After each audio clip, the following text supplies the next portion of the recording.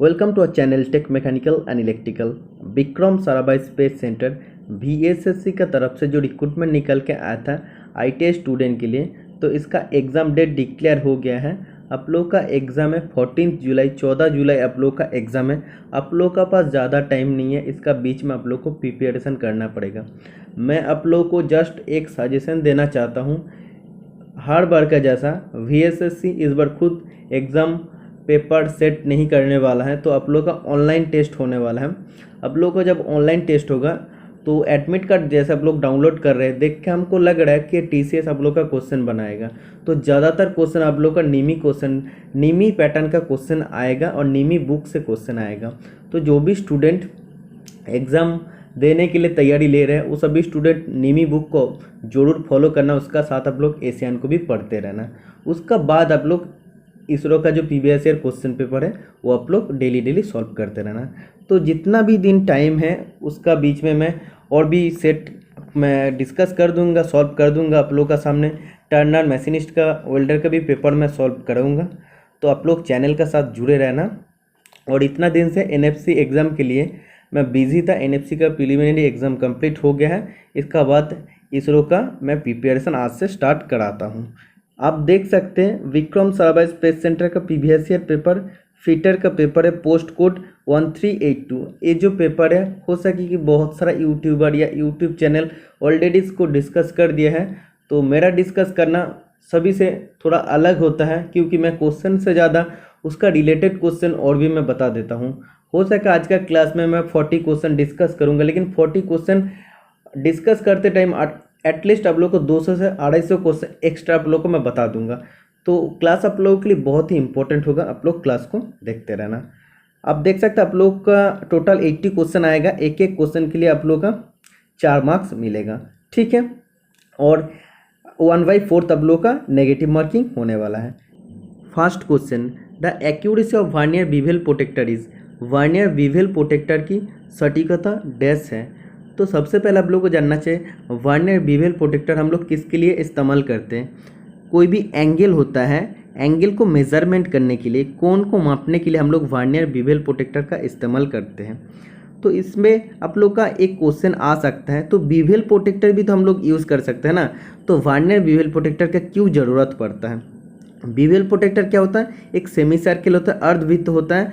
इसमें 0 से 180 डिग्री तक ग्रेजुएशन रहता है। एक एक ग्रेजुएशन का वैल्यू होता है 1 डिग्री, ठीक है। इसका एक्यूरेसी होता है 1 डिग्री। बीवेल प्रोटेक्टर का एक्यूरेसी होता है 1 डिग्री। इससे पहले आप लोग को जानना चाहिए बीवेल गेज क्या होता है और यूनिवर्सल बीवेल गेज क्या होता है। सबसे पहले मैं बीवेल गेज से स्टार्ट करता हूँ। ये होता है एक इनडायरेक्ट एंगल चेकिंग इंस्ट्रूमेंट, मतलब इनडायरेक्टली वो एंगल को चेक कर सकते हैं। जब भी गेज का बात करते हैं मतलब वो चेक कर सकते हैं, लेकिन वो कोई भी चीज़ को माप नहीं सकते हैं, ठीक है। तो बीवेल गेज क्या करता है, कोई इसमें 2 ब्लेड रहता है, तो एंगल को चेक करता है। उसका बाद एंगल कितना हुआ है वो मापने के लिए हम लोग कहाँ पे लाते हैं, बीवेल प्रोटेक्टर में हम लोग लेके आते हैं। उसके बाद हम लोग बता सकते हैं कि हाँ इसका इतना डिग्री एंगल है, ओके।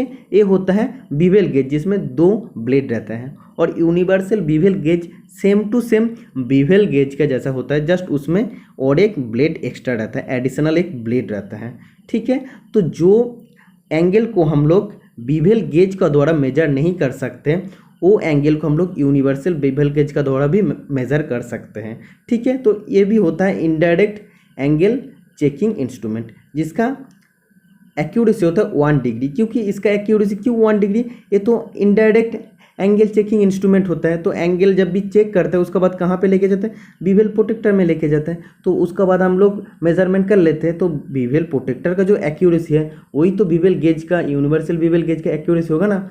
तो बीवेल प्रोटेक्टर का एक्यूरेसी तो 1 डिग्री, लेकिन जो वर्नियर बीवेल प्रोटेक्टर होता है ये बहुत ज़्यादा एक्यूरेट होता है। आप लोग जानते हैं 1 डिग्री इजिकल होता है 60 मिनट, ओके। तो 60 मिनट का ये एक्यूरेसी देता है बीवेल प्रोटेक्टर, लेकिन जो वर्नियर बीवेल प्रोटेक्टर देता है वो कितना एक्यूरेसी देता है, 5 मिनट देता है।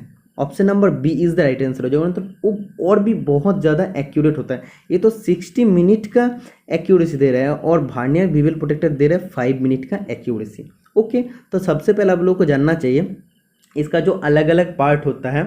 वर्नियर बीवेल प्रोटेक्टर क्या करता है, vernier bevel protector is a precision instrument means measuring angle to an accuracy of 5 minute. मतलब एक प्रिसीजन इंस्ट्रूमेंट होता है जो कोई भी एंगल को 5 मिनट का एक्यूरेसी में मेज़र कर सकते हैं। ठीक है, इसका अलग अलग पार्ट होता है, जैसे स्टॉक होता है।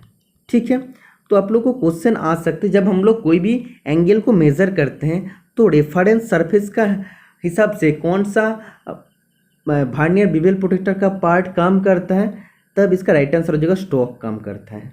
ठीक है, जॉब का जो डाटूम सरफेस होता है उसका साथ वर्नियर बीवेल प्रोटेक्टर का कौन सा पार्ट टच होके वो एक मतलब एंगल को मेज़र करता है। तो जॉब सोचो, कोई भी एक जॉब है तो उसका डाटूम मतलब क्या है, डाटूम सरफेस मतलब जहाँ से हम लोग मेजरमेंट ऑल मेजरमेंट लेते हैं। सो तो इधर सेट होता है स्टॉक, इधर सेट होता है वर्नियर बीवेल प्रोटेक्टर का, उसका बाद वो एंगल को मेजरमेंट करता है। तो स्टॉक ऑलवेज क्या करता है, एंगल मेजरमेंट करते टाइम रेफरेंस सरफेस का हिसाब से काम करता है।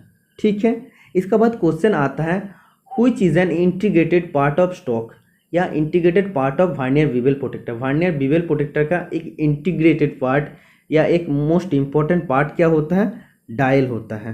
ओके, ये चीज़ आप लोग को जानना चाहिए। ज़्यादातर स्टूडेंट के अंदर यही डाउट होता है, ज़्यादातर स्टूडेंट डिस्क आंसर कर देते हैं, लेकिन डिस्क आंसर नहीं होता, dial is the main answer हो जाएगा। तो डायल क्या होता है, एक सर्कुलर टाइप होता है, सर्कुलर शेप में होता है, जिसमें ग्रेजुएशन किया रहता है।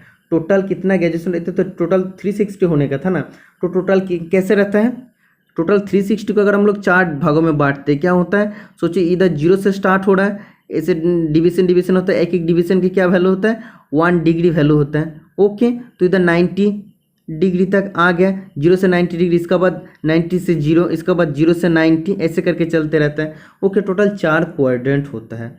ओके, इसका लिस्ट काउंट कैसे आता है, बहुत सारा स्टूडेंट के बीच में डाउट होता है जो लिस्ट काउंट नहीं निकाल सकता है। तो लिस्ट काउंट निकालने के लिए आप लोग को क्या करना पड़ेगा वो आप लोग देख लेना। एक्चुअली इसका जो स्केल होता है मैं आप लोग को थोड़ा सा ड्राइंग करके बता देता हूँ। सोचो ये डायल है, तो इसमें मेन स्केल है, ऊपर में मेन स्केल है।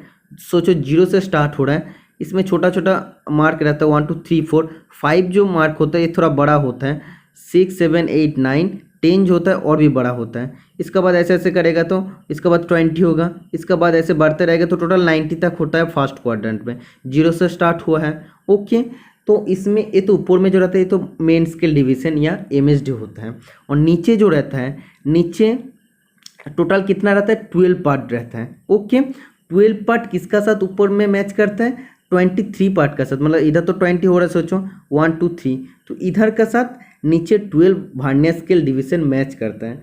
तो जब भी वर्नियर बीवेल प्रोटेक्टर बोलेगा तो 23 मेन स्केल डिवीजन, मतलब ऊपर में जो डिवीजन होता है 23 डिवीजन का साथ नीचे जो वर्नियर स्केल का डिवीजन होता है 12 वर्नियर स्केल डिवीजन या वीएसडी मैच करता है। कैसे करता है, अगर आप लोग इसको 2-2 करके स्टेप करेंगे तो इधर एक हुआ, इसके बाद इधर मतलब 2-2 करके हम लोग स्टेप को बढ़ेंगे, 2-2 करके अगर हम लोग बढ़ेंगे तो ऐसा आएगा।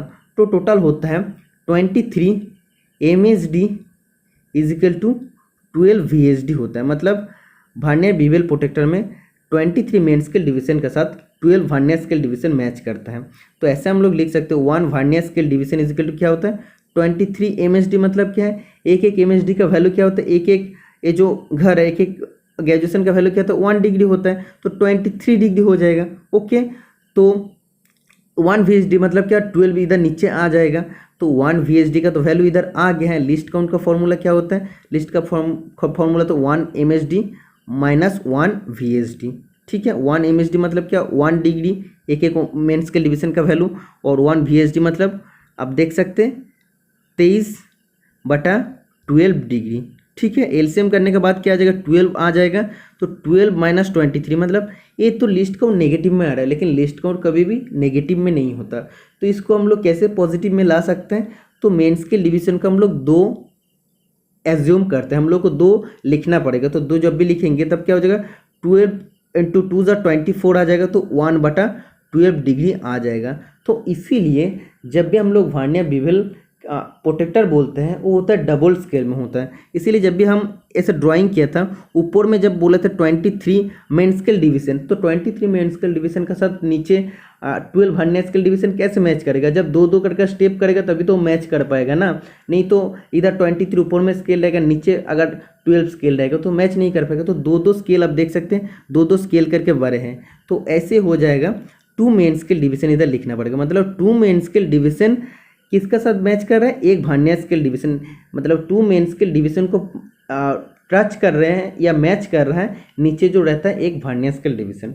ठीक है, इसीलिए जो एमएच होता है 2 डिग्री हो जाएगा। इसका बाद आप देख सकते हैं लिस्ट काउंट 1/12 डिग्री आ गया है। तो आप लोग जानते हैं 1 डिग्री इजिकल टू होता है 60 मिनट। ओके, तो 1/12 डिग्री इजिकल टू क्या हो जाएगा? 60/1/12 आ जाएगा। तो काटने का बाद क्या आ जाएगा?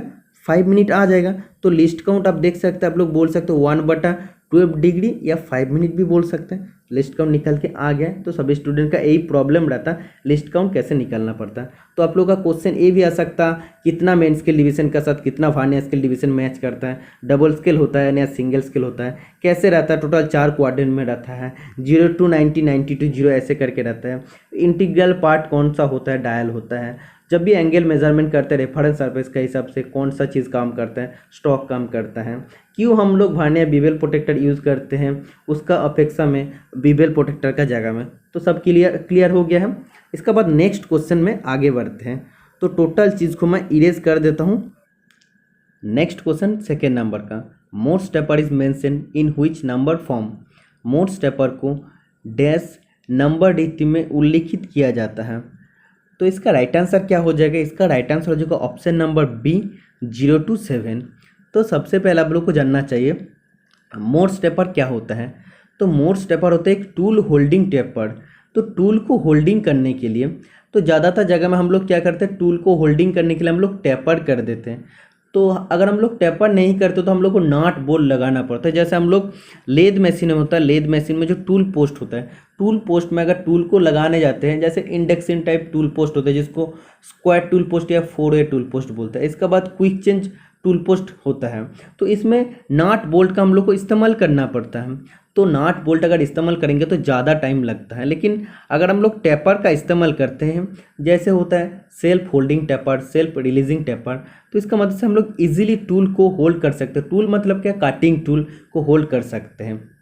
तो इसके लिए हम लोग 2 टाइप का टेपर यूज़ करते हैं, सेल्फ होल्डिंग टेपर और सेल्फ रिलीजिंग टेपर।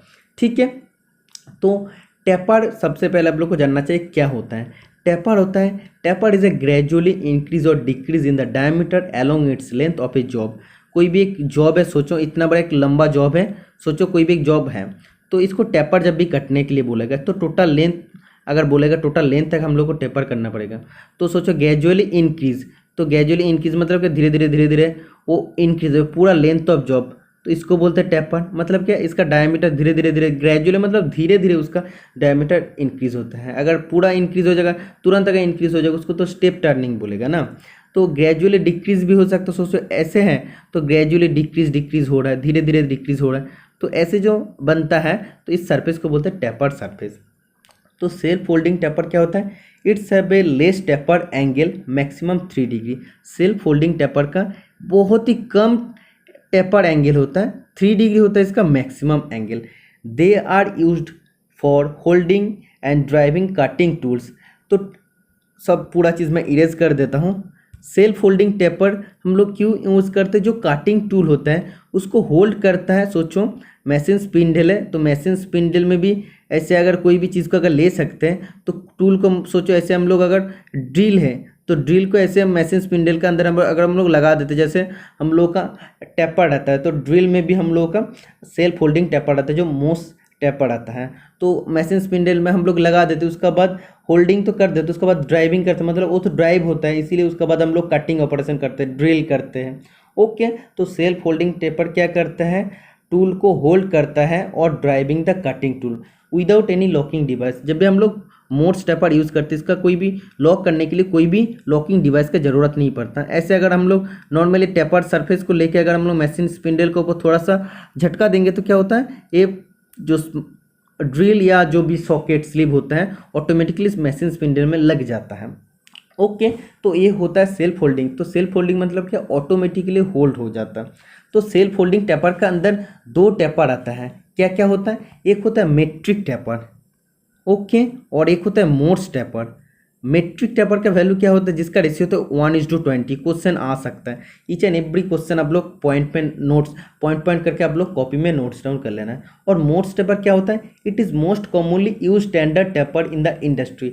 इंडस्ट्री में सबसे ज़्यादा मोस्ट कॉमनली यूज़ किया जाने वाला टेपर, सबसे ज़्यादा हम लोग मोर्स टेपर का इस्तेमाल करते हैं, क्योंकि ड्रिल, रिमर, सॉकेट, स्लिप जो भी चीज़ हम लोग यूज़ करते हैं या कोई भी सेंटर होता है उसमें हम लोग सेल्फ होल्डिंग टेपर के अंदर मोर्स टेपर हम लोग सबसे ज़्यादा यूज़ करते हैं। Okay, it is a self holding taper, एक सेल्फ होल्डिंग टेपर होता है। This taper is usually used in bores of spindle noses of lathe and drilling machine. तो ड्रिलिंग मशीन में जो स्पिंडल होता है उधर भी रहता है मोर्स टेपर, इसीलिए तो हम लोग जब भी ड्रिल को लगाते हैं ड्रिल में भी मोर्स टेपर रहता है, इसलिए ऑटोमेटिकली सेट हो जाता है। इसका बाद जो लेद मशीन का जो स्पिंडल में जो बोर्ड रहता है, बोर्ड का अंदर में भी हम लोग सेंटर लगाते हैं, तो इसीलिए उसका अंदर भी बोर्ड में भी रहता है मोर्स टेपर। ओके, समझ में आ गया। इसका बाद मोर्स टेपर को हम लोग कैसे डिनोट करते हैं, एम टी से। मोर्स टेपर, एम दे मोर्स और टी से टेपर। तो इसका टोटल रेंज कितना होता है, एम टी 0 से एम टी 7, मतलब मोर्स टेपर 0 से मोर्स टेपर 7 इसका रेंज होता है। और twist drill, reamer, lathe centre के लिए हम लोग कितना यूज़ करते हैं, एम टी 0 से एम टी 4 तक हम लोग यूज़ करते हैं। ठीक है, निमी का हिसाब से एम टी 0 से एम टी 4 तक जो टेपर होता है वो हम लोग taper Seng, twist drill, reamer, इसका बाद लेथ सेंटर के लिए हम लोग यूज़ करते हैं। ठीक है, समझ में आ गया। इसका बाद बोला है the included angle of Morse taper. जो मोर्स टेपर होता है उसका इंक्लूडेड एंगल कितना होता है, 3 डिग्री होता है। ओके, और इसका जो टेपर पर फुट होता है 5/8 इंच होता है। तो अगर क्वेश्चन पूछे जा सकता है मोर्स टेपर का टेपर पर फुट कितना होता है, तो 5/8 इंच होता है। ओके, समझ में आ गया है। तो सेल्फ होल्डिंग टेपर समझ में आ गया। इसके बाद सेल्फ रिलीजिंग टेपर जो होता है, सेल्फ रिलीजिंग टेपर इसका कितना होता है, इसका वैल्यू होता है 7/24 होता है। ठीक है, एक कहाँ पे यूज़ होता है, स्पिंडल लोज या आर्बर ऑफ मिलिंग मशीन। तो आर्बर ऑफ मिलिंग मशीन या मिलिंग मशीन का जो स्पिंडल नोज होता है उधर हम लोग यूज़ करते हैं सेल्फ रिलीजिंग टेपर। ठीक है, तो पूरा टेपर के बारे में आप लोगों को कॉन्सेप्ट क्लियर हो गया। जो भी क्वेश्चन आता है सब वैल्यू मैं धीरे धीरे आप लोगों को बता दिया हूँ। Okay, next question number 3, what is meant by toughness of material. Material का टफनेस का मतलब क्या होता है, ये चीज़ आप लोग को जानना चाहिए। मोस्ट इंपॉर्टेंट क्वेश्चन है, ईच एंड एवरी चीज़ आप लोग का क्लियर करूँगा। आप लोग पूरा वीडियो को देखना, बहुत कुछ आप लोग सीख पाएंगे। टफनेस होता है, it is the opposite property of brittleness. भंगुरता का जो अपोजिट विपरीत धर्म होता है तो वो होता है टफनेस। ठीक है, तो ब्रिटलनेस क्या होता है या भंगुरता क्या होता है, जो कोई भी एक मेटल है, सोचो बहुत ज़्यादा हार्ड है, कठोर है, तो वो क्या होता है, ब्रिटल हो जाता है। मतलब वो उसमें अगर सार्डेन अगर वाइब्रेशन या शॉक लगेगा या कोई भी चोट वगैरह लगेगा या अगर ये हाथ से गिर जाएगा तो इजीली टूट जाएगा। ओके, तो इसमें ब्रिटलनेस प्रॉपर्टी ज़्यादा होता है। तो कोई भी अगर मेटल मैशनिंग करने जाते हैं तो उसमें अगर ब्रिटलनेस प्रॉपर्टी ज़्यादा हो जाता है तो उस मेटल को हम लोग मैशनिंग नहीं कर सकते हैं। तो उसको टफनेस बढ़ाने के लिए, टफनेस मतलब क्या होता है, उसका अंदर शॉक और इम्पैक्ट प्रॉपर्टी को बढ़ाने के लिए सडन अगर वाइब्रेशन आएगा या इम्पैक्ट लोड आएगा तो उसको अगर वो कंट्रोल कर सकते हैं या वो उसको एब्जॉर्ब कर सकते हैं, इसीलिए जो प्रॉपर्टी हम लोग करते हैं उसको बोलते हैं टफनेस। ठीक है, तो टफनेस प्रॉपर्टी में क्या होता है, ब्रिटलनेस प्रॉपर्टी में क्या होता है, अगर सडन वाइब्रेशन या शॉक आता है या इम्पैक्ट लोड आता है तो इजीली ये मेटल टूट जाता है। लेकिन टफनेस प्रॉपर्टी में वही अगर सडन लोड आता है या इम्पैक्ट लोड आता है, सडन वाइब्रेशन होता है, तो वो मेटल टूटता नहीं है, वो उसको एब्जॉर्ब कर लेता है, सोच लेता है। ठीक है, तो इसको बोलते हैं टफनेस प्रॉपर्टी। समझ में आ गया है। तो टफनेस प्रॉपर्टी हम लोग बनाते कैसे, सोचो कोई भी एक मेटल है बहुत ज़्यादा हार्ड है, हार्ड मतलब ये ब्रिटल भी है, इसको हम लोग टफनेस कैसे करते हैं, तो टफनेस करने के लिए हम लोग हीट ट्रीटमेंट करते हैं। हीट ट्रीटमेंट के 4 प्रोसेस होता है, हार्डनिंग, टेम्परिंग, एनेलिंग और नॉर्मलाइजिंग होता है। तो टफनेस करते हैं हम लोग टेम्परिंग प्रॉपर्टी का मदद से, मतलब उस मेटल को हम लोग टेम्पर करते हैं। तो टेम्पर कैसे करते हैं, सोचो ये जो मेटल था बहुत ज़्यादा हार्ड और ब्रिटल था, तो इसको हम लोग फिर से रीहीट करते हैं, ये हार्डेड मेटल को फिर से हम लोग रीहीट करते हैं। कितना डिग्री सेंटीग्रेड में करते हैं? लेस देन 400 डिग्री सेंटीग्रेड में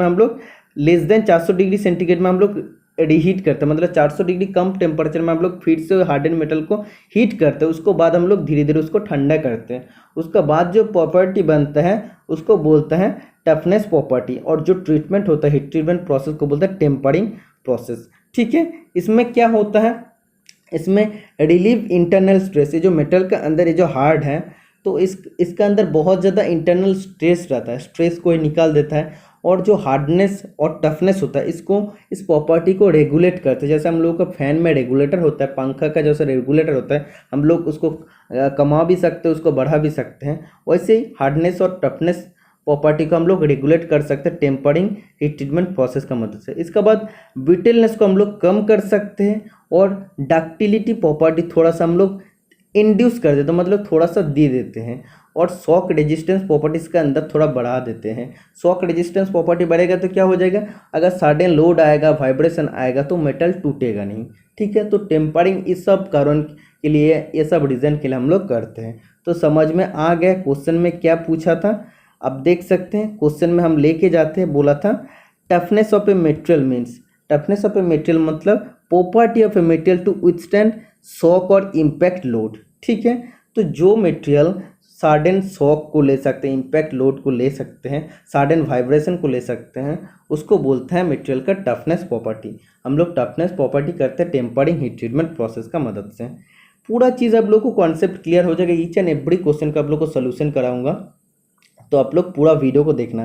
बोला drill point grinding gauge use to check the length of the cutting edge has an angle of, तो बोला ड्रिल पॉइंट ग्राइंडिंग गेज, ऐसे अगर बोल देता डायरेक्टली, अगर बोलता ड्रिल ग्राइंडिंग गेज तब कितना एंगल हो जाता? 121 डिग्री एंगल हो जाता। अगर ड्रिल ग्राइंडिंग गेज बोलता है तो जब भी पॉइंट का बात करेगा, पॉइंट मतलब क्या होता है? जैसे पॉइंट एंगल का बात बोला है, ड्रिल पॉइंट ग्राइंडिंग गेज मतलब ये जो पॉइंट होता है, तो ये पॉइंट को ग्राइंडिंग करने के लिए जो गेज हम लोग यूज़ करते हैं उसमें क्या होता है? जो कटिंग जो एज होता है उसका लेंथ को हम लोग चेक कर लेते हैं कि हाँ कटिंग एज का जो लेंथ है वो समान है कि नहीं।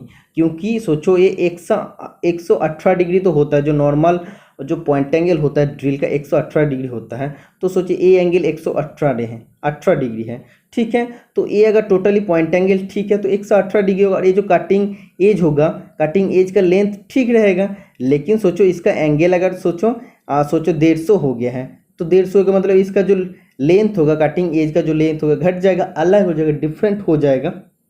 तो जब भी एंगल में डिफरेंट होगा तब उसका कटिंग एज का भी जो लेंथ होता है उसमें भी डिफरेंस आ जाएगा। इसीलिए हम लोग क्या यूज़ करते हैं? हम लोग ड्रिल का लेंथ ऑफ कटिंग एज को मेंटेन करने के लिए ड्रिल पॉइंट ग्राइंडिंग गेज हम लोग यूज़ करते हैं, जिसका एंगल कितना होता है? 118 डिग्री होता है। क्योंकि वो जो एंगल होता है, एंगल को तो 118 डिग्री में रखना पड़ता है। ओके, इसीलिए 118 डिग्री का हम लोग गेज यूज़ करते हैं। तो उसका मतलब हम लोग क्या करते हैं, जो कटिंग एज होता है, अगर 118 डिग्री होगा तभी तो इसका कटिंग एज सेम होगा। अगर ये सोचो 175 डिग्री होगा मतलब इसका कटिंग एज अलग अलग हो जाएगा, जो 118 डिग्री में था वो तो नहीं होगा, अलग हो जाएगा। तो ये सब चीज़ को आप लोग को समझ में आना चाहिए। तो एक्चुअली इधर अगर ड्रिल ग्राइंडिंग गेज बोलता तब हो जाता 121, और ड्रिल पॉइंट जब भी बोल दिया 118 डिग्री राइट आंसर हो जाएगा। कभी कभी पूछे जाता है लीप एंगल पूछे जाता है। लीप एंगल मतलब ये पॉइंट एंगल होता है, इसका आधा होता है लीप एंगल, 59 डिग्री होता है। इसका अगर डिवाइड करेंगे तो 59 आएगा। कभी कभी क्वेश्चन आता है चिजल एज एंगल क्या होता है? चिजल एज एंगल होता है 55 डिग्री। कभी कभी क्वेश्चन आता है हेलिक्स एंगल क्या होता है? हेलिक्स एंगल का फॉर्म वैल्यू होता है 27.5 डिग्री। ड्रिल का हेलिक्स एंगल और रेक एंगल सेम होता है, जिसका वैल्यू 27.5 डिग्री होता है। ड्रिल का मेजरमेंट हम लोग कैसे लेते हैं? लैंड टू लैंड हम लोग लेते हैं। ज़्यादातर जगह में हम लोग ट्विस्ट ड्रिल यूज़ करते हैं। पहले हम लोग फ्लैट ड्रिल यूज़ करते थे, जिसका एंगल होता था, पॉइंट एंगल होता था 90 to 180 डिग्री का, 120 डिग्री का बीच में होता था। फ्लैट ड्रिल का जो पॉइंट एंगल होता 90 से 120 डिग्री का बीच में होता था। अभी ट्विस्ट ड्रिल हम लोग यूज़ करते हैं, जो होता है सैंक होता है, तो कभी कभी वो पैरेलल सैंक भी होता है, टेपर्ड सैंक भी होता है। जो मशीन स्पिंडल होता है, जैसे ड्रिल मशीन होता है, उसमें पैरेलल जो चक होता है, पैरेलल चक में हम लोग क्या करते हैं, हम लोग स्ट्रेट सैंक ड्रिल को हम लोग यूज़ करते हैं, क्योंकि स्ट्रेट सैंक ड्रिल में तो कोई भी टेपर नहीं होता, तो उसको होल्ड करने के लिए हम लोग को चक की और चक का ज़रूरत पड़ता है। लेकिन जहाँ पे आप लोग जानते हैं टेपर रहता है, जो टेपर्ड सैंक होता है, उसको हम लोग मशीन स्पिंडल में डायरेक्ट अगर थोड़ा सा झटका दे देते तो ये मशीन स्पिंडल में होल्ड हो जाता, आर बार में टोटली होल्ड हो जाता। ठीक है, समझ में आ गया है। तो टेपर्ड सैंक ड्रिल को होल्ड करने के लिए मशीन स्पिंडल में आर बार रहता है, और जो पैरेलल सैंक ड्रिल होता है उसको होल्ड करने के लिए हम लोगों को चक की या चक का ज़रूरत पड़ता है। समझ में आ गया पूरा चीज़। तो क्वेश्चन में एक्चुअली क्या पूछा था, तो ये तो क्लियर हो गया है। नेक्स्ट क्वेश्चन आप देख सकते हैं, क्वेश्चन एग्जाम में पूछे जा सकते हैं। ड्रिल का रेक एंगल क्या करता है, ड्रिल का रेक एंगल करता है जो चिप्स होता है, चिप्स को बाहर निकालता है, मतलब चिप्स को एक सही डायरेक्शन दिखा देता है और निकालने के लिए। और जो कूलेंट होता है हम लोग ऊपर से कूलेंट को देते हैं और इस ग्रुप का अंदर चला जाके वो कटिंग एज में डायरेक्ट उधर चला जाता है और कटिंग एज को ठंडा रखते हैं। ठीक है, तो कूलेंट का सप्लाई भी करता है। समझ में आ गया पूरा चीज़।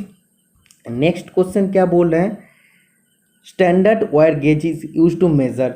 SWG का इस्तेमाल हम लोग किसको मापने के लिए करते हैं, तो आप लोग जानते हैं standard wire gauge is use to measure the size of the wire. कोई भी एक वायर है, इसका वायर का साइज को मेज़र करने के लिए हम लोग करते हैं, या कोई भी सीट है, सीट का थिकनेस को मेज़र करने के लिए हम लोग स्टैंडर्ड वायर गेज का इस्तेमाल करते हैं। तो एक होता है एक मेटल डिस्क जिसमें बहुत सारा होल रहता है, टोटल लिमी का हिसाब से होता है 0 to 36, मतलब टोटल 37 नंबर ऑफ होल रहता है, जिसका वैल्यू होता है 0 to 36। मतलब 0 जो होल होता है, सोचो इतना बड़ा एक मेटल डिस्क है, तो 0 में जो सबसे बड़ा जो होल होता है ये सबसे बड़ा होता है, उससे बाद 0 से जब भी 1 बढ़ता है उससे बाद धीरे धीरे छोटा होता रहता है। 36 में सबसे छोटा होता है और 0 में सबसे बड़ा होता है। ये चीज़ आप लोग को याद रहना चाहिए। और एक मेटल डिस्क होता है और इसका फुल फॉर्म होता है standard wire gauge, short form SWG। तो आप लोग का जहाँ पे भी पूछा जाएगा उसका हिसाब से आप लोग को देखना पड़ेगा। तो क्वेश्चन में पूछा था SWG is use to measure, तो ये हो जाएगा size of both sheet and wire. Sheet का और वायर का साइज को ये मेजर करता है। Next question, galvanize iron refers to iron coated with. तो गैल्वानाइज आयरन क्या होता है, तो गैल्वानाइजिंग हम लोग कैसे करते हैं ये भी आप लोग का साथ बहुत बार मैंने डिस्कस कर दिया हूँ। कोई भी आयरन को जंग से बचाने के लिए, रस्ट होने से बचाने के लिए हम लोग उसका ऊपर एक लेयर देते हैं। तो जिंक का जो हम लोग कोटिंग कर देते हैं या लेयर दे देते हैं उसको क्या बोलते हैं, उसको बोलते हैं गैल्वानाइज आयरन बोलते हैं। ठीक है, तो इसको हम लोग करते कैसे, ये सबसे मेन चीज़ होता है। तो ये आप लोग बताना इसको हम लोग कैसे करते हैं। जो भी स्टूडेंट मेरा रेगुलर क्लास देखते हो वो सभी स्टूडेंट को ये सब क्वेश्चन बहुत ही इजी है और गैल्वानाइजिंग प्रोसेस भी आप लोग को मालूम है। ज़्यादातर जगह में आप लोग को ऐसे बता के चला जाएगा कि गैल्वानाइजिंग हम लोग कैसे करते हैं, आयरन के ऊपर हम लोग जिंक का कोटिंग दे देते हैं, लेकिन कैसे करते वो तो आप लोग को जानना चाहिए। सोचो कोई भी एक स्टील है, माइल्ड स्टील है, सोचो माइल्ड स्टील मतलब क्या, जिसका कार्बन परसेंटेज रहता है 0.05 से 0.3% तक। ठीक है, तो एक माइल्ड स्टील है, तो उसको अगर हम लोग रस्ट या करोसन जंग से बचाने के लिए हम लोग क्या करते हैं, जिंक का कोटिंग दे देते हैं। तो सबसे पहले हम लोग को क्या करना पड़ता है, हॉट डीप गैल्वानाइजिंग प्रोसेस करने के लिए हम लोग को वर्क पीस, जो माइल्ड स्टील होता है, माइल्ड स्टील का सरफेस में क्या रहता है, ऐसे तो नॉर्मली रस्ट तो लगा हुआ रहता है, तो उसका सरफेस को क्लीन करने के लिए हम लोग पिकलिंग प्रोसेस करते हैं। पिकलिंग प्रोसेस में क्या होता है, PICKLING। पिकलिंग प्रोसेस में हम लोग क्या करते हैं, जो भी सरफेस में जो भी रस्ट रहता है, डस्ट रहता है, तो उसको हम लोग टोटली हटा देते हैं, क्लीन कर देते हैं। तो पिकलिंग करने कैसे हम लोग करते हैं, हॉट सल्फ्यूरिक एसिड या कोल्ड हाइड्रोक्लोरिक एसिड का मदद से हम लोग पिकलिंग करते हैं। हॉट सल्फ्यूरिक एसिड मतलब H2SO4, और आप लोग ऐसा भी कर सकते हैं कोल्ड HCl का मदद से हम लोग पिकलिंग कर सकते हैं। ओके, तो जब भी पिकलिंग कर देंगे मतलब उसका सतह पर या सरफेस पर जो भी डार्ट रहेगा, जो भी गंदगी रहेगा वो हट जाएगा। इसका बाद सोचो ये माइल्ड स्टील रह गया है, इसको क्या करना पड़ेगा, इसका पूरे फ्लैक्स देना पड़ेगा। किसका फ्लैक्स देना पड़ेगा, zinc chloride and ammonium chloride का फ्लैक्स देना पड़ेगा। ठीक है, जिंक क्लोराइड एमोनियम क्लोराइड आप लोग जानते हैं, जैसे हम लोग वेल्डिंग का टाइम यूज़ करते हैं, जिंक क्लोराइड एमोनियम क्लोराइड का फ्लैक्स यूज़ करते हैं, तो इसका वो फ्लैक्स देते हुए तो देना पड़ेगा। ठीक है, तो ये माइल्ड स्टील को फ्लैक्स देना पड़ेगा। इसके बाद क्या करना पड़ेगा, एक मोल्टेन जिंक होगा, एक मोल्टेन जिंक, सोचो एक बाथ टैब है, इसके अंदर मोल्टेन जिंक है, मतलब पिघला हुआ जिंक है। तो इसका अंदर ये जो फ्लैक्स दिया हुआ माइल्ड स्टील है, इसके अंदर ये जो बात के अंदर इसको रख देना पड़ेगा। ठीक है, इसको रख देना पड़ेगा। और इसको रखने के बाद ये जो बाथ टैब का टेम्परेचर होगा 450 डिग्री से 465 डिग्री सेंटीग्रेड टेम्परेचर होगा, मतलब बहुत ज़्यादा हॉट होगा। इसके बाद रखने के बाद इसको क्विंच करना पड़ेगा पानी में। तो पानी में जब भी हम लोग क्विंचिंग कर लेंगे उसका बाद गैल्वेनाइजिंग प्रोसेस कंप्लीट हो जाएगा। ठीक है, तो galvanising is done for structural work, bolt, nut, pipe, wires which are expose to different atmospheric condition. तो हम लोग जनरली जो बाहर में कोई भी पोल वगैरह, इलेक्ट्रिक पोल है, उधर भी हम लोग गैल्वेनाइज करते हैं। तो जो भी अलग अलग डिफरेंट एटमॉस्फेरिक जो कंडीशन होता है उधर के लिए, या नाट बोल्ट जो भी पाइप वायर जो तार वगैरह रहता है उसमें हम लोग गैल्वेनाइजिंग करते हैं। तो गैल्वेनाइजिंग प्रोसेस आप लोग को समझ में आ गया। जिसको हम लोग गैल्वेनाइजिंग प्रोसेस करेंगे उसको सबसे पहले पिकलिंग करेंगे। पिकलिंग करने के लिए हॉट सल्फ्यूरिक एसिड या कोल्ड हाइड्रोक्लोरिक एसिड का मदद से हम लोग उसका सरफेस को क्लीन करते हैं। उसके बाद हम लोग उसको फ्लैक्स कर देते हैं जिंक क्लोराइड या अमोनियम क्लोराइड दे के। उसका बाद हम लोग उसको पिघला हुआ एक गर्म बाथ टैब जिसमें जिंक रहेगा उसके अंदर हम लोग डाल देते हैं। उसका बाद उसका टेम्परेचर रहता है 450 से 465 डिग्री सेंटीग्रेड।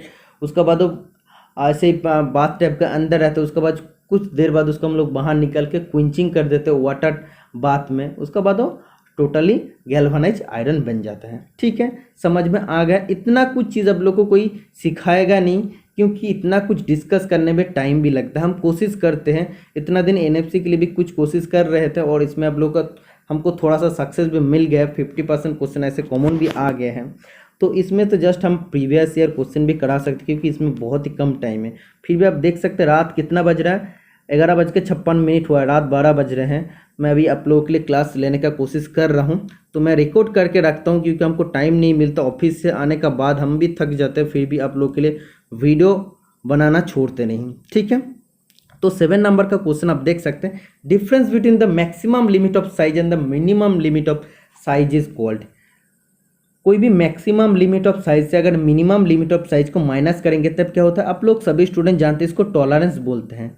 ठीक है, तो टॉलरेंस बोलते हैं तो आप लोग जानते हैं। तो एक्चुअली इसका टॉलरेंस क्या होता है, maximum limit of size in minus minimum limit of size. सोचिए एक होल है, ठीक है, होल का बोल दिया है बेसिक डायमीटर, बोल दिया बेसिक डाय 25 प्लस 0.05 और बोल दिया माइनस 0.02। तो इसका टॉलरेंस निकालने के लिए क्या करना पड़ेगा, सबसे पहले आप लोग को जानना चाहिए टॉलरेंस निकालने के लिए जो चीज़ आप लोग को करना पड़ेगा। धीरे धीरे आप लोग एक एक चीज़ सीखना, क्योंकि ये सब मोस्ट इंपॉर्टेंट चीज़ होता है। आप लोग को पेड कोर्स में मिलेगा, नहीं तो नॉर्मल कोर्स में आप लोग को कोई नहीं कराएगा। तो देखो ये होता है बेसिक साइज। आप लोग को क्वेश्चन पूछे जा सकता है, ये क्या होता है 25 होता है बेसिक साइज। एक क्या होता है, अगर बोलेगा अपर डिवीजन क्या है, ऐसे अगर क्वेश्चन में दे देगा तो अपर डिवीजन हो जाएगा। जो सबसे बड़ा होता है वो होता है अपर डिवीजन प्लस 0.05 हो जाएगा अपर डिवीजन। लोअर डिवीजन हो जाएगा माइनस 0.02। अगर आप लोग को बोलेगा अपर लिमिट क्या होता है, तो इधर क्या बोला था क्वेश्चन में, मैक्सिमम लिमिट से मिनिमम लिमिट। तो आप लोग इसको अपर लिमिट भी बोल सकते हैं और लोअर लिमिट भी बोल सकते हो। तो upper limit minus lower limit या maximum limit minus minimum limit क्या होता है, टॉलरेंस होता है। तो अपर लिमिट या मैक्सिमम लिमिट कैसे निकालेंगे, अपर लिमिट या मैक्सिमम लिमिट निकालने के क्या फॉर्मूला होता है, basic size plus upper deviation होता है। समझ में आ गया है, समझ में आ रहा है, बहुत ही ईजी चीज़ है। आप लोग का कोई पेड कोर्स लेने का कोई ज़रूरत नहीं है, हम ये सब बहुत ही ईजीली आप लोग को सिखा सकते हैं। लेकिन मैं तो स्क्रीन रिकॉर्डर है, जब हम बोर्ड में सॉल्व करूँगा आप लोग को ऑलरेडी मतलब जानते हैं, क्योंकि मैं बहुत बार आप लोग को डिस्कस कर दिया हूँ। ठीक है, बेसिक साइज क्या हो जाएगा 25 में बता दिया हूँ। अपर डिविएशन क्या बोल दिया 0.05 बोल दिया हूँ। ठीक है, तो क्या आ जाएगा 25.05 आ जाएगा। ये हो जाएगा अपर लिमिट या आप लोग बोल सकते हैं मैक्सिमम लिमिट। इसके बाद क्या बोला है, आप लोग को लोअर लिमिट या मिनिमम लिमिट निकालना पड़ेगा। लोअर लिमिट या मिनिमम लिमिट क्या हो जाएगा, फॉर्मूला हो जाएगा आप लोग जानते हैं basic size plus lower deviation हो जाएगा। ठीक है, तो बेसिक साइज क्या 25 है और लोअर डिविएशन प्लस हो जाएगा। और लोअर डिविएशन तो क्या था माइनस 0.02 था, तो ब्रैकेट में क्या हो जाएगा माइनस 0.02 हो जाएगा। तो इधर क्या हो जाएगा 25 माइनस 0.02 हो जाएगा, मतलब आ जाएगा 24.98 आ जाएगा। ओके, क्योंकि प्लस माइनस माइनस हो जाएगा इसीलिए। तो आप देख सकते हो लोअर लिमिट आ गया या मिनिमम लिमिट क्या आ गया 4.98 आ गया। तो टॉलरेंस क्या हो जाएगा, टॉलरेंस का फॉर्मूला होता है maximum limit minus minimum limit, या आप बोल सकते हैं अपर लिमिट माइनस लोअर लिमिट। तो इसका फॉर्मूला हो जाएगा, आप देख सकते हैं 25.05 माइनस 24.98। तो माइनस करने के बाद क्या आ जाएगा, माइनस करने के बाद 0.07 आ जाएगा। ठीक है, टॉलरेंस में कोई भी प्लस माइनस या कोई भी यूनिट नहीं होता, वगैरह कुछ नहीं होता, ऐसे नॉर्मली 0.07 आप लोग का हो जाएगा। तो आप लोग का क्वेश्चन आ सकता है टॉलरेंस में क्या प्लस माइनस होगा या कोई भी यूनिट मिलीमीटर या सेंटीमीटर होगा कि नहीं, तो आप लोग का कोई भी कुछ भी नहीं होगा।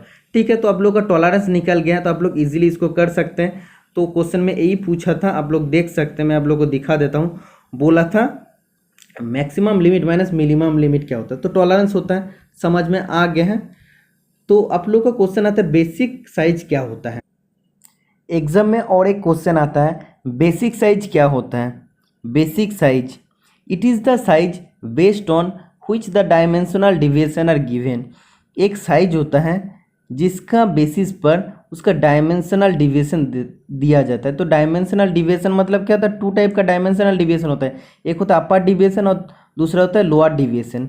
ठीक है, तो एक साइज होता है जिसका बेस करके या बेसिस पर डिविएशनल या जो डिविएशन है दिया जाता है। तो किसका बेसिस पे दिया जाता है, बेसिक साइज पे, क्योंकि मैं कुछ देर पहले आप लोग को बताया था बेसिक साइज ये होता है, उसका बेसिस पर आप लोग को मैं बताता प्लस 0.05 माइनस 0.02।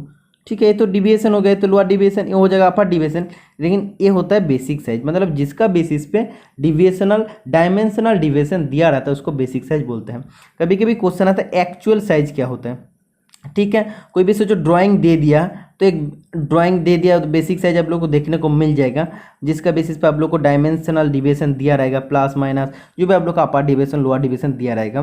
तो जॉब बनाने का बाद जो डायमेंशन होता है, जॉब बना दिया, सोचो एक जॉब है, इसको बना दिया है, इसका बाद मेजरमेंट कर रहा है, तो जो मेजरमेंट आ रहा है उसको बोलते हैं एक्चुअल मेजरमेंट। समझ में आ गया है, बहुत ईजी क्वेश्चन। ठीक है, तो नेक्स्ट क्वेश्चन आप देख सकते हैं 8 नंबर का क्या पूछा है, सरफेस हार्डनिंग का क्वेश्चन है। Which one of the following is not a surface hardening process. तो सरफेस हार्डनिंग प्रोसेस हम लोग क्यों करते हैं और कैसे करते हैं, ये चीज़ आप लोग को जानना चाहिए।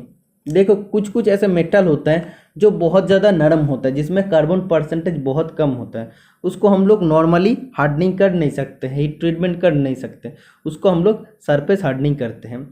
कोई भी कंपोनेंट अगर हम लोग बनाते हैं तो मोस्ट ऑफ द कंपोनेंट क्या होता है, उसका जो आउटर सरफेस होता है वो हार्ड होता है, कठोर होता है और वेयर रेजिस्टिंग प्रॉपर्टी होता है, मतलब उसका कोई भी स्क्रैचेस मार्क्स वगैरह नहीं लगता, मतलब कोई भी उसमें दाग नहीं आता।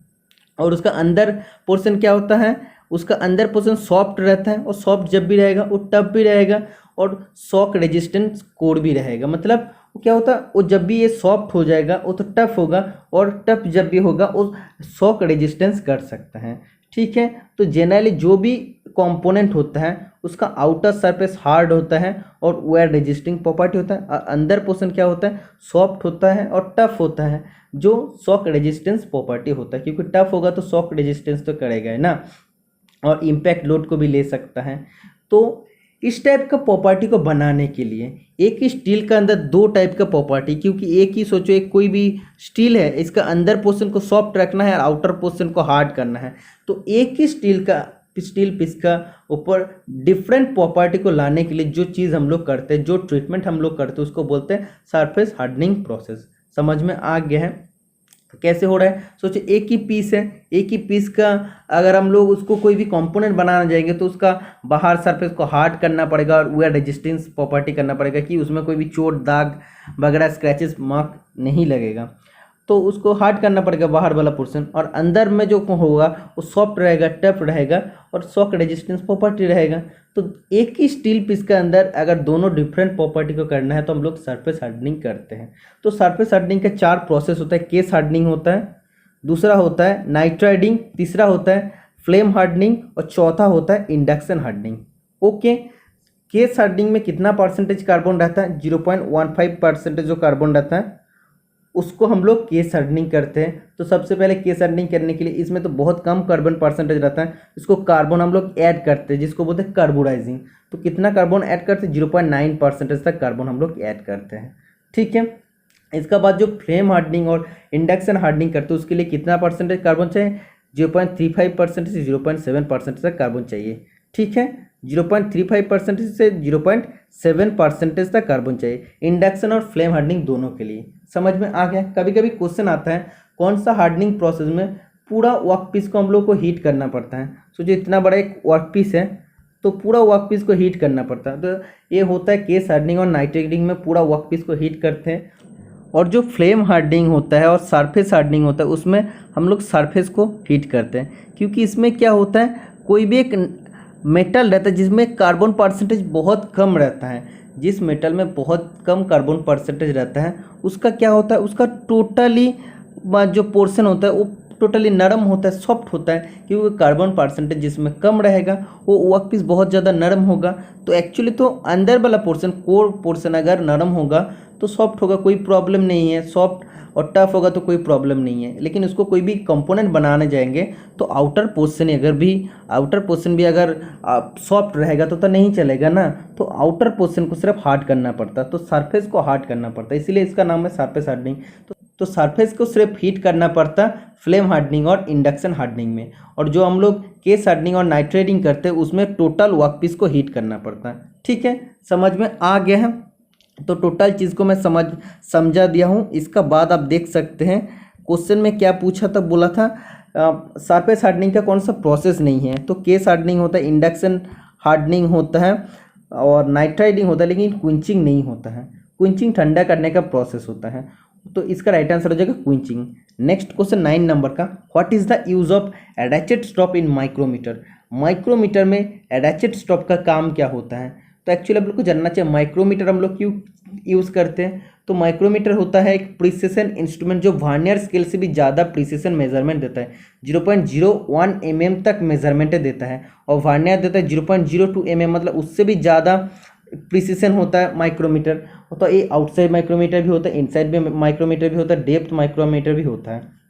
तो जैसे आप लोग का ज़रूरत पड़ता है तो आउटसाइड माइक्रोमीटर में रैचेट रहता है। रैचेट स्टॉप क्या करता है, उससे पहले आप लोग को जानना चाहिए इसका जो फ्रेम रहता है किस मटेरियल से बनता है। माइक्रोमीटर का फ्रेम बनता है ड्रॉप फोर्ड स्टील या आप लोग बोल सकते हैं मैलेबल कास्ट आयरन। ठीक है, तो ड्रॉप फोर्ड स्टील या मैलेबल कास्ट आयरन से बनता है। एग्जाम में क्वेश्चन पूछे जाता है माइक्रोमीटर का जो एनविल होता है, एनविल किस मटेरियल से बनता है। एनविल बनता है टंगस्टन कार्बाइड से। ठीक है, और स्पिंडल लॉक का काम क्या होता है। सोचो एक जॉब है, जॉब को मेजरमेंट कर लिया है, इसका बाद इसका स्पिंडल को लॉक करने के लिए डिजायर पोजीशन में लॉक करने के लिए हम लोग स्पिंडल लॉक का मदद से लॉक कर देते हैं। ओके, तो स्पिंडल को लॉक करने के लिए स्पिंडल नट यूज होता है, स्पिंडल लॉक यूज होता है। और इसका बाद लास्ट में एक रैचेट स्टॉप रहता है जिसमें बट्रेस थ्रेड रहता है, बट्रेस थ्रेड। ओके, ये क्या करता है रैचेट स्टॉप को हम लोग को घुमा, स्पिंडल लॉक को लॉक करने के बाद हम लोग रैचेट स्टॉप को घुमा के धीरे धीरे ये जो अनव्हील और ये जो स्पिंडल है तो इसका बीच में एक थोड़ा सा प्रेशर हम लोग यूनिफॉर्म प्रेशर हम लोग देते हैं। तो पहले तो हम लोग ये जॉब है, जॉब को मेज़र करने के लिए हम लोग सबसे पहले क्या करते हैं, हम लोग को नॉर्मली एक मैनुअली हम लोग सेट कर लेते हैं। इसके बाद स्पिंडल लॉक का मदद से हम लोग स्पिंडल को एक सही पोजीशन पे डिज़ायर पोजीशन में हम लोग लॉक कर देते हैं। इसके बाद रैचेट स्टॉप को धीरे धीरे घुमा के ये जो एनव्हील है और स्पिंडल का बीच में थोड़ा सा प्रेशर हम लोग क्रिएट करते हैं, यूनिफॉर्म प्रेशर। उसका बाद हम लोग ये जो जॉब है, जॉब से हम लोग माइक्रोमीटर को हटा लेते हैं। ओके, तो इसका काम क्या होता है, रैचेट स्टॉप का काम होता है to give a uniform pressure okay between two measuring surface. Measuring surface क्या होता है, ये जो होता है एनविल होता है और जो स्पिंडल होता है, स्पिंडल का एनविल के बीच में दो मेजरिंग सरफेस रहता है, तो इसका बीच में एक यूनिफॉर्म प्रेशर क्रिएट करता है रैचेट स्टॉप। समझ में आ गया, बहुत ही इंपॉर्टेंट क्वेश्चन है। इस टाइप का क्वेश्चन आप लोग का एग्जाम में पूछे जाएगा। एक क्वेश्चन का साथ आप देख सकते हैं पूरा जितना सपोर्टिंग क्वेश्चन होता है सेम टू सेम मैं आप लोगों के साथ डिस्कस कर रहा हूँ। तो रैचेट स्टॉप का काम होता है ensure uniform pressure between two measure या measuring surfaces. Next question, for a power hacksaw blade pitch means. आप लोग जानते हैं पिच का मतलब क्या होता है। पिच मतलब होता है distance between two adjacent teeth. A teeth से ए टीथ के बीच में जो डिस्टेंस होता है इसको बोलता है पिच। ठीक है, बोले पावर हैक्सो ब्लेड जो होता है, पावर हैक्सो ब्लेड मतलब जो हम लोग नॉर्मली मैनुअल हम लोग जो हेक्सो को नहीं चलाते हैं, जो इलेक्ट्रिक का मदद से या हाइड्रोलिक का मदद से जो हम लोग चलाते हैं उसको पावर हेक्सो ब्लेड बोलते हैं। ठीक है, तो पावर हेक्सो हम लोग जनरली जो इंडस्ट्री होता है उसमें कॉमनली आप लोग यूज़ करते हैं। ओके, तो इसमें क्या होता है आप लोग जानते हैं, जो टीथ को हम लोग लेते हैं, मतलब नंबर ऑफ टीथ पर 25.4 mm, क्योंकि आप लोग जानते हैं 1 इंच इक्वल टू कितना होता है, 1 इंच इक्वल टू होता है 25.4 मिलीमीटर होता है। तो हम लोग पिच को कैसे मेजरमेंट करते हैं, 25 मिलीमीटर में कितना टीथ होता है उसको हम लोग पिच बोलते हैं। ठीक है, तो उसको हम लोग पिच कहते हैं। समझ में आ गया है? तो इसका राइट आंसर हो जाएगा नंबर ऑफ टीथ पर 25 mm, option number C is the right answer हो जाएगा। तो कभी कभी क्वेश्चन आता है, एक क्वेश्चन आया था NPCL काकड़ापाड़ा में, डिफरेंट प्रोफाइल में जॉब को काटने के लिए, मतलब सोचो डिफरेंट अलग अलग प्रोफाइल है, कभी स्क्वायर है, कभी सर्कुलर है, कभी अलग अलग प्रोफाइल में जॉब को काटने के लिए हम लोग कौन सा सॉ यूज़ करते हैं, कॉन्टूर बैंड सो, CONTOUR, contour band so use करते हैं। तो क्वेश्चन ऐसा आएगा, कौन सा हेक्सो हम लोग यूज़ करते हैं डिफरेंट प्रोफाइल में मेटल को काटने के लिए, तब हो जाएगा कॉन्टूर बैंड सॉ। ओके, ऐसा अगर क्वेश्चन आएगा, which saw is used for cutting when the cutting material have a larger cross section, मतलब बहुत बड़ा बड़ा जो जॉब होता है इंडस्ट्री में उसको काटने के लिए कौन सा ब्लेड हम लोग यूज़ करते हैं, सर्कुलर सॉ हम लोग यूज़ करते हैं। ठीक है, सब एक क्वेश्चन का साथ और भी हेक्सो से जो भी क्वेश्चन आता है मैं डिस्कस कर दिया हूँ। नेक्स्ट क्वेश्चन बोला है, what is the cutting angle of general purpose drill, drill का जनरल पर्पस में कटिंग एंगल या पॉइंट एंगल कितना होता है, आप लोग जानते हैं 118 डिग्री, 118 डिग्री होता है। तो ये पॉइंट एंगल डिपेंड करता है किसका ऊपर, मटेरियल टू बी ड्रिल्ड, जिस मटेरियल में हम लोग ड्रिलिंग करने जा रहे हैं उसका ऊपर, उसका हार्डनेस अगर ज़्यादा होगा तो पॉइंट एंगल ज़्यादा होगा, उसका हार्डनेस अगर कम होगा तो पॉइंट एंगल कम होगा। तो ये चीज़ आप लोग को जानना चाहिए, 118 डिग्री होता है एक स्टैंडर्ड पॉइंट एंगल, अगर मेटल ज़्यादा हार्ड हो जाएगा तो पॉइंट एंगल भी बढ़ेगा। ठीक है, समझ में आ गया है? नेक्स्ट क्वेश्चन आप देख सकते हैं, बोला है for mass production of thread on bolts process followed by, मतलब कोई भी बोल्ट या नाट का ऊपर थ्रेड को बनाने के लिए जिसमें हम लोग मास प्रोडक्शन करते हैं। मास प्रोडक्शन मतलब क्या, कोई भी एक यूनिट चीज़ है, एक चीज़ को अगर हम लोग बहुत ज़्यादा ह्यूज संख्या में अगर बनाते हैं तो उसको क्या बोलते हैं, उसको बोलते हैं मास प्रोडक्शन। तो सोचो बोल्ट का ऊपर बहुत ज़्यादा थ्रेड बनाना है, बहुत सारा नाट है, बोल्ट है, उसके ऊपर थ्रेड बनाना है, तो हम लोग क्या करते हैं, मास प्रोडक्शन में हम लोग थ्रेड मिलिंग का इस्तेमाल करते हैं। थ्रेड मिलिंग में कोई भी चिप नहीं काटता, कुछ भी नहीं होता, उसमें जस्ट क्या होता है, थ्रेड फॉर्म होता है। ये होता है चिप लेस प्रोसेस, ये होता है कोल्ड फोर्जिंग प्रोसेस होता है। ओके, कोल्ड फोर्जिंग प्रोसेस में हम लोग थ्रेड रोलिंग की मदद से हम लोग थ्रेड को कट सकता है या थ्रेड को फॉर्म कर सकते हो। थोड़ा सॉरी, इसमें थ्रेड कटता नहीं, थ्रेड फॉर्म होता है। समझ में आ गया है? और थ्रेड रोलिंग करने से पहले इसका साइज कितना कर लेना चाहिए, जो जिस सोचो नाट या बोल्ट जिस भी हम लोग सॉफ्ट के ऊपर कटेंगे, आप थ्रेड को हम लोग बनाएंगे तो उसका डायमीटर करना चाहिए equal to the pitch diameter, pitch diameter का इक्वल उसका कर लेना चाहिए, उसके बाद वो थ्रेड फॉर्म करता है। समझ में आ गया? और डिफरेंट इसमें रोलर यूज़ होता है। तो जब भी बोलेगा मास प्रोडक्शन के लिए क्या यूज़ होता है, तब होता है थ्रेड मिलिंग। जब भी बोलेगा कोई भी थ्रेड इसमें काटते नहीं है और चिप भी रिमूव नहीं होता, तो किस में होता है, वो होता है थ्रेड मिलिंग में। ये होता है कोल्ड फोर्जिंग प्रोसेस। ओके, ये प्लास्टिक डिफॉर्मेशन में मेटल को लेके जाते हैं और इसका थ्रेड फॉर्म कर देते हैं। तो इतना ज़्यादा डिस्कशन आप लोग को कोई भी नहीं करेगा, पेपर डिस्कशन आप लोग को कर सके, जो भी मतलब नॉर्मल क्वेश्चन होता है उसको डिस्कस कर देगा, फिर थोड़ा सा मतलब एक दो क्वेश्चन जिसको नहीं आएगा उसको स्किप कर देता है, लेकिन एक एक क्वेश्चन को मैं डिस्कस करूंगा आप लोगों के साथ। इसका बाद बोला है पर्पस ऑफ डाइनाट इज टू, डाइनाट का पर्पस क्या होता है, उद्देश्य क्या होता है, तो वो डाइनाट होता है एक सॉलिड टाइप का नाट। जैसे हम लोग डाई यूज़ करते हैं, डाई का मदद से हम लोग एक्सटर्नल थ्रेड काटते हैं, ठीक है, तो एक्सटर्नल थ्रेड जैसे करते हो वैसे एक डाई होता है, लेकिन ये डाई क्या करता है, chasing and reconditioning of damage thread, जो डैमेज थ्रेड होता है उसको सही बनाता है, उसको सुधारता है, ठीक है। तो वो करने के लिए हम लोग डाइनाट यूज़ करते हैं। डाइनाट अलग अलग शेप का होता है। समझ में आ गया है? बहुत ही इंपॉर्टेंट क्वेश्चन है। नेक्स्ट क्वेश्चन आप देख सकते हैं, बोला है what is the SI unit of temperature.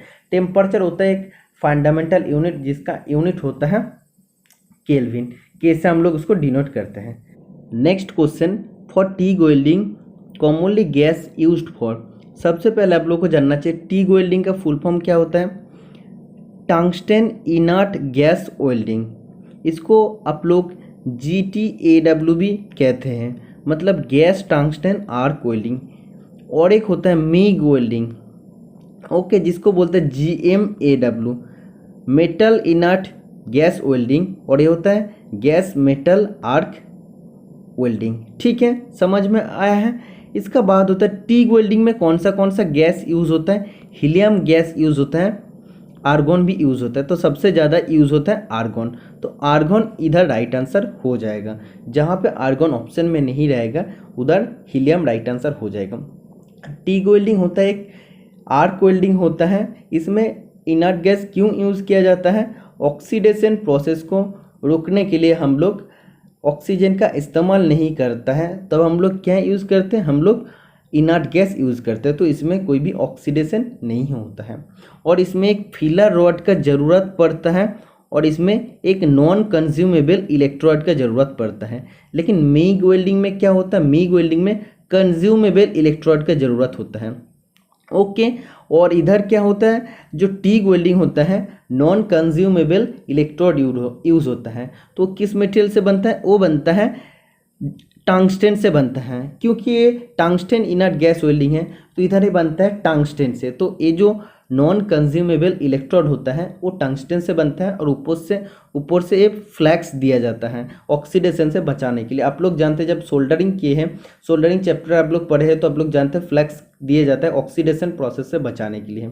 तो ये जो नॉन कंज्यूमेबल इलेक्ट्रोड है इसमें टंगस्टन है, तो उसको फ्लक्स किया जाता है ऑक्सीडेशन से बचाने के लिए। और इनर्ट गैस यूज़ किया जाता है, जो वेल्डिंग जॉइंट हम लोग करेंगे उसमें ऑक्सीडेशन ना हो, इसीलिए हम लोग इनर्ट गैस का इस्तेमाल करते हैं। ठीक है, नॉन कंज्यूमेबल इलेक्ट्रोड मतलब क्या, एक कंज्यूम नहीं होता, एक खर्च नहीं होता, मतलब इसका स्पेंड नहीं होता। ठीक है, लेकिन मिग वेल्डिंग में क्या होता है, जो इलेक्ट्रोड रहता है वो धीरे धीरे स्पेंड होते जाएगा। मतलब इतना लंबा अगर इलेक्ट्रोड रहेगा तो धीरे धीरे जब भी काम बढ़ेगा वो भी धीरे धीरे घटते रहेगा इलेक्ट्रोड। लेकिन जो टीग वेल्डिंग में होता है वो होता है नॉन कंज्यूमेबल, मतलब इसका कोई भी खर्चा नहीं होता है, मतलब ये स्पेंड नहीं होता है।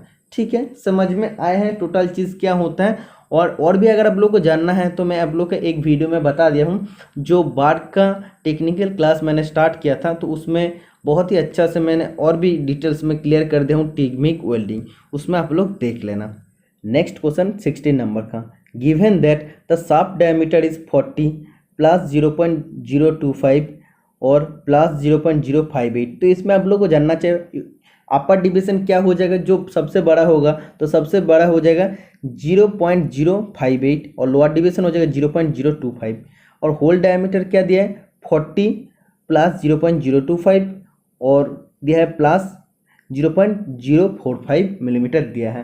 बोला है मैक्सिमम इंटरफेरेंस निकालने के लिए बोला है होल और शाफ्ट के बारे में, होल और शाफ्ट का बीच में। तो सोचो एक होल है और एक होल का बीच में सोचो एक शाफ्ट को घुसाना पड़ेगा, तो जब भी इंटरफेरेंस बोलेगा मतलब होल छोटा होगा और जो शाफ्ट होगा सब बड़ा होगा। मैक्सिमम इंटरफेरेंस मतलब ये जो होल होगा सबसे मिनिमम होगा और जो शाफ्ट होगा शाफ्ट का साइज सबसे बड़ा होगा। तो इसका बाद अगर इसको फिट करेंगे तो बहुत ज़्यादा टाइट फिट होता है। तो मैक्सिमम इंटरफेरेंस जब भी बोलता है, मैक्सिमम इंटरफेरेंस का फॉर्मूला होता है maximum shaft size minus minimum hole size.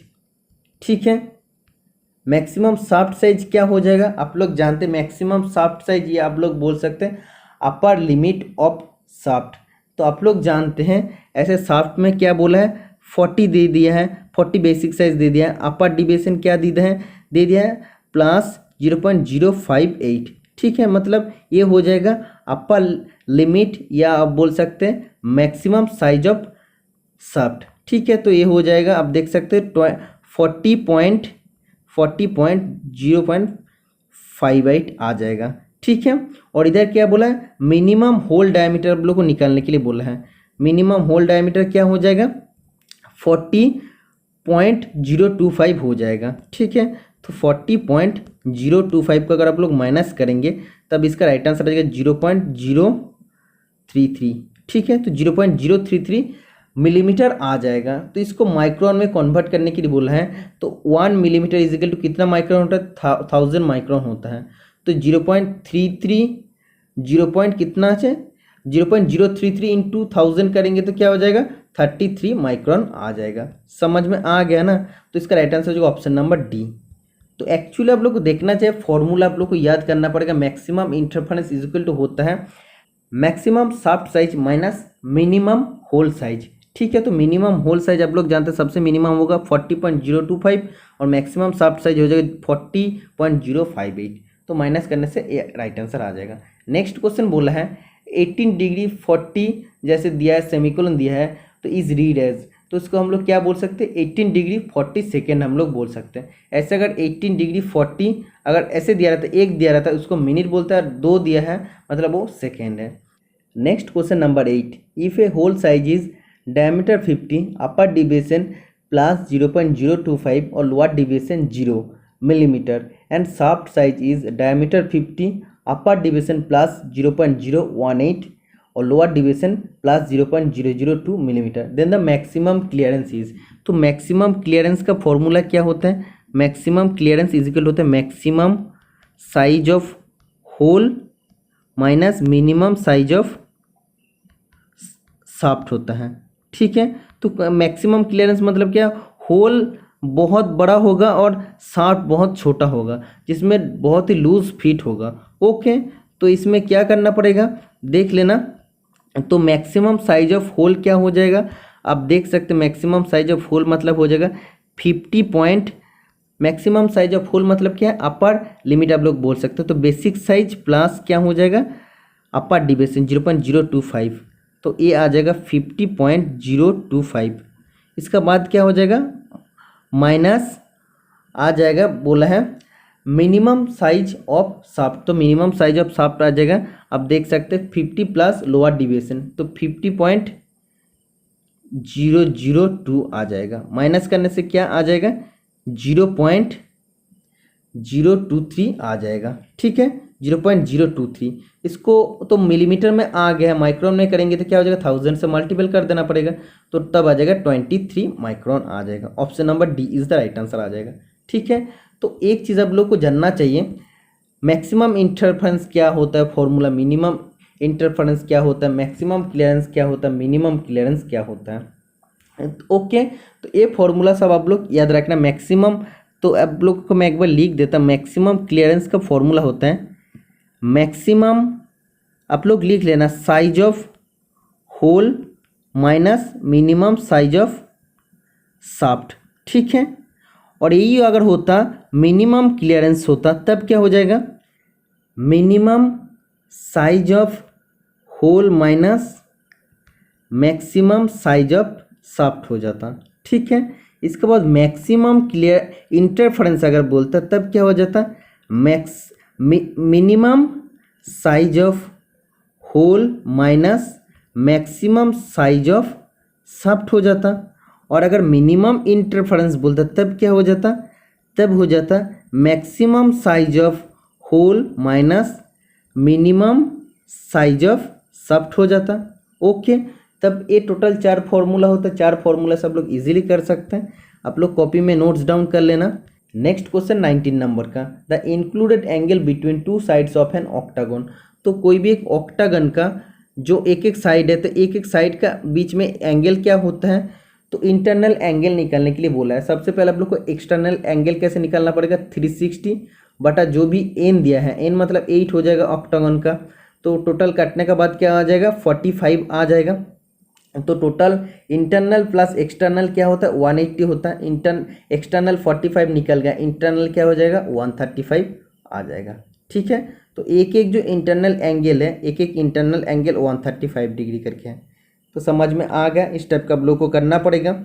जब भी इधर अगर हेक्सागन का बोल देता, तो हेक्सागन का अगर इंटरनल एंगल निकालने के लिए बोलता, सबसे पहले एक्सटर्नल एंगल निकालना पड़ेगा। तो एक्सटर्नल एंगल मतलब 360 बटा एन मतलब 6, तो 60 आ जाएगा। तो इंटरनल एंगल क्या हो जाएगा, 180 माइनस 60, 120 आ जाएगा इंटरनल एंगल। समझ में आ गया है। नेक्स्ट क्वेश्चन आप देख सकते हैं, the least count of vernier calliper is. Vernier calliper का लिस्ट काउंट क्या होता है, तो ज़्यादातर स्टूडेंट को इसमें प्रॉब्लम हो सकता है। इसका लिस्ट काउंट एक्चुअली हो जाएगा 0.1 mm, ठीक है। तो ये कौन सा स्केल का होता है ज़्यादातर स्टूडेंट को मालूम भी नहीं है। तो 9/10 स्केल का होता है और 19/10 स्केल का होता है। मतलब 19 मेन स्केल का साथ जब 10 भान्या स्केल डिवीजन मैच करता है, और आप लोग बोल सकते हैं 9 मेन स्केल का साथ जब 10 भान्या स्केल डिवीजन मैच करता है तब होता है। नॉर्मली मैं एग्जाम्पल दे के दिखाता हूँ। सोचो मेन स्केल में टोटल 9 है और नीचे सोचो 10 घर है, तो 10 भान्या स्केल डिवीजन मैच किया है। तो आप लोग जानते हैं 10 VSD इजिकल टू 9 MSD। तो एक MSD का वैल्यू क्या होता है 9 mm होता है। ओके, तो एक VSD का क्या हो जाएगा 9/10 mm हो जाएगा। तो लिस्ट काउंट का फॉर्मूला क्या आ जाएगा 1 MSD माइनस 1 VSD। 1 MSD मतलब 1 मिलीमीटर और 1 VSD मतलब 9/10 मिलीमीटर। तो क्या आ जाएगा एलसीएम करने के बाद 10 आ जाएगा। 1/10 मतलब 0.1 mm आ गया है। तो ए स्केल में इसका लिस्ट काउंट होता है 0.1 मिलीमीटर, ठीक है। समझ में आ गया। 19/10 में भी सेम हो सकता है। तो लिस्ट काउंट कैसे निकालना पड़ेगा सब कुछ सभी इंस्ट्रूमेंट का मैंने बता दिया हूँ। आप लोगों को जो भी स्टूडेंट आज नया क्लास देख रहे हो वो सभी स्टूडेंट डिटेल्स में अगर आप लोग कुछ सीखना है, अगर आप लोग सब हर क्वेश्चन का सोल्यूशन देखना चाहते हैं, ऐसा नहीं कि सिर्फ 1-2 क्वेश्चन का डिस्कस करने में के बाद हम छोड़ देंगे। सभी क्वेश्चन का डिस्कस का देखने के लिए मेरा चैनल का जो भी वीडियो है आप लोग देख लेना। कुछ ना कुछ वीडियो जो भी वीडियो मैंने बताया हूँ तो कोई ना कोई वीडियो में कुछ ना कुछ ट्विस्ट में क्लियर किया हूँ।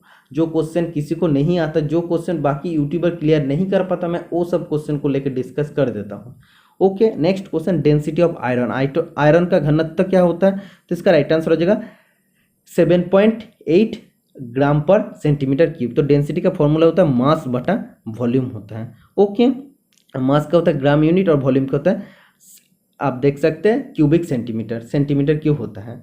ओके, नेक्स्ट बोला है files having individual sharp pointed teeth in a line are known as. कौन सा फाइल का एक इंडिविजुअल अलग अलग टीथ होता है, शार्प पॉइंट टीथ होता है? तो ये होता है रफ स्कर्ट फाइल में, जो हम लोग वुड लेदर का ऊपर हम लोग फाइलिंग करने के लिए, कार्डबोर्ड के ऊपर फाइलिंग करने के लिए हम लोग यूज़ करते हैं। तो रफ स्कर्ट फाइल क्या होता है हाफ राउंड का, तो एक्चुअली शेप का होता है, लेकिन उसका अंदर जो टीथ होता है वो ट्रायंगुलर शेप का होता है। ओके, और वुड लकड़ी तो सेम होता है, लेदर प्लाईवुड ये सब कटने के लिए हम लोग यूज़ करते हैं रफ स्कर्ट फाइल। और रफ स्कर्ट फाइल होता है शेप का हिसाब से ये डिपेंड करता है, ठीक है। जैसे हम लोगों को होता है flat file, hand file, rough skirt file, curve cut file.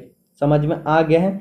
तो शेप ऑफ फाइल हम लोग को कैसे पता चलता? जब हम लोग फाइल को अगर कट देते हैं तो उसका जो क्रॉस सेक्शन आता है रफ स्कर्ट जैसा। रफ स्कर्ट होता है हाफ राउंड होता है।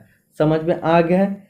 नेक्स्ट क्वेश्चन 23 नंबर का, 3 measuring jars have capabilities of 15 ml, 50 ml and 30 ml. What is the least capacity which can be perfectly measured by any one of the measuring jar? तो जब भी इस type का question पूछेगा इसको सीधा LCM कर देना। एलसीएम करने के बाद आप लोग का राइट आंसर आ जाएगा। तो इसका राइट आंसर शायद एलसीएम में 150 आ जाएगा, तो आप लोग एक बार देख लेना, ठीक है। तो जब भी इस टाइप का क्वेश्चन आएगा, जब भी बोलेगा least, what is the least capacity, तब भी आप लोग को एलसीएम कर देना ही पड़ेगा। अगर इधर हाईएस्ट बोलता तब आपको एज सेव करना पड़ता। Next question the function of A washer.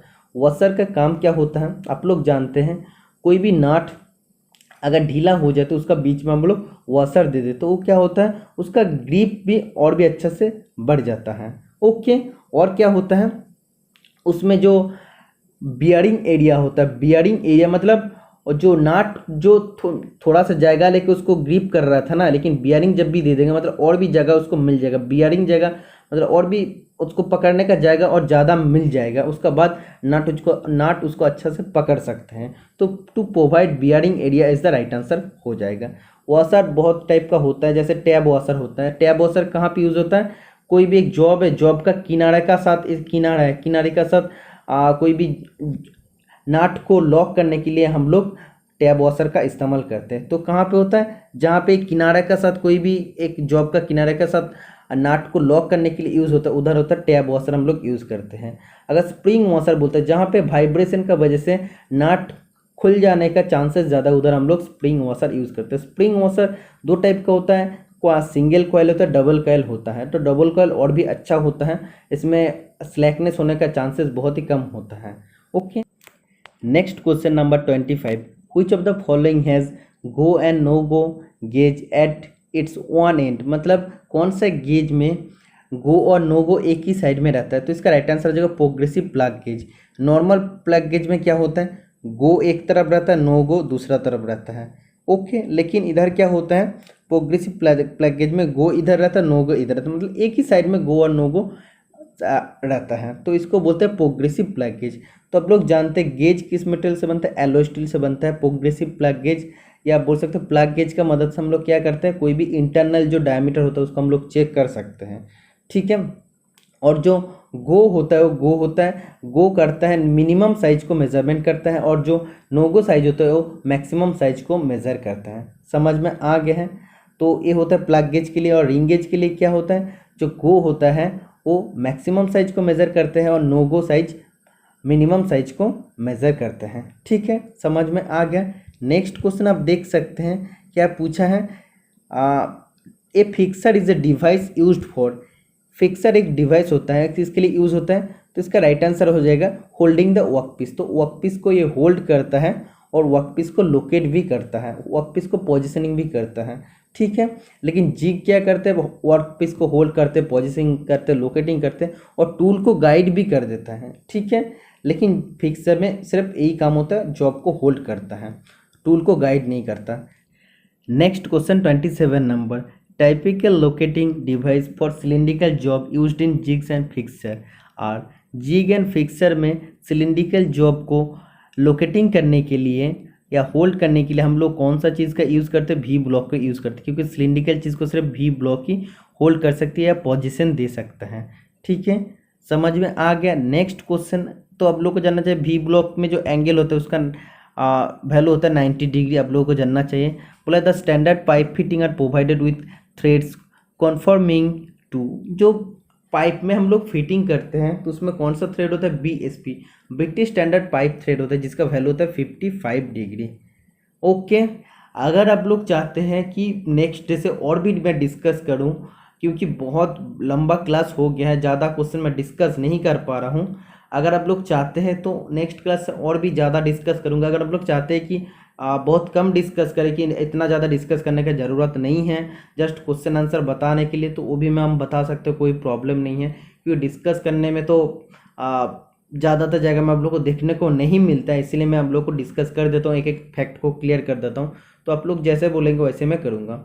Next question, which type of gear converts rotary motion to linear motion. कौन सा type of gear rotary motion को लीनियर मोशन, मतलब ऐसे घुमाएंगे तो लीनियर मोशन में बढ़ेंगे, और लीनियर मोशन रोटरी मोशन में से बढ़ता है, ऑपोजिट भी होता है। तो किस में होता है, रैक एंड पिनियन में होता है, जो ड्रिल मशीन में होता है।